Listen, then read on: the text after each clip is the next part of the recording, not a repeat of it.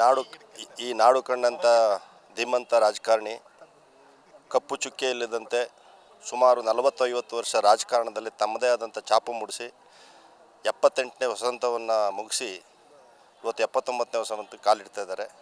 ಅವರಿಗೆ ಈ ನಾಡದೇವತೆ ಚಾಮುಂಡೇಶ್ವರಿ, ಯೋಗ ನರಸಿಂಹಸ್ವಾಮಿ ಹಾಗೆ ಹಲವು ಎಲ್ಲ ಹಿರಿಯರ ಆಶೀರ್ವಾದದಿಂದ ಇದೇ ಥರ ಇನ್ನೂ ಹೆಚ್ಚಿನ ಏನು ಜನಗಳಿಗೆ ಸೌಕರ್ಯಗಳನ್ನು ಕೊಟ್ಟು ಇದೇ ಥರ ಮುಂದೆ ಇನ್ನೂ ಹೆಚ್ಚಿನ ವರ್ಷ ಬಾಳಿ ಬದುಕಲಿ ಅಂತಂದ್ಬಿಟ್ಟು ಅವರಿಗೆ ನಮ್ಮ ಎಲ್ಲ ಮೈಸೂರಿನ ಜನತೆ ಪರವಾಗಿ ಅವರಿಗೆ ನಾವು ದೇವರಲ್ಲಿ ಕೇಳ್ಕೊತೀವಿ. ಈ ರಾಜ್ಯದ ಜನಪ್ರಿಯ ಮುಖ್ಯಮಂತ್ರಿ ಬಡವರ ಪರ ಹಲವಾರು ಕಾರ್ಯಕ್ರಮವನ್ನು ನೀಡಿ ಕರ್ನಾಟಕ ರಾಜ್ಯಕ್ಕೆ ಹೆಮ್ಮೆಯ ಪುತ್ರರಾಗಿದ್ದಾರೆ.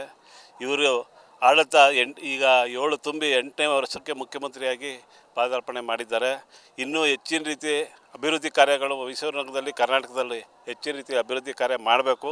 ಈ ಏನು 5 ಗ್ಯಾರಂಟಿ ಐತೆ, ಈ ಸಂಪೂರ್ಣ 5 ವರ್ಷವೂ ಸತತವಾಗಿ ಜನಗಳಿಗೆ ಕೊಡ್ತಾ ಬರಬೇಕು ಅಂತ ನಾನು ಅವ್ರಿಗೆ ಇದು ಮಾಡ್ತಾ, ಈ ರಾಜ್ಯದಲ್ಲಿ ಇಂಥ ಮುಖ್ಯಮಂತ್ರಿ ಇಡೀ ದೇಶದಲ್ಲೇ ಇಲ್ಲ.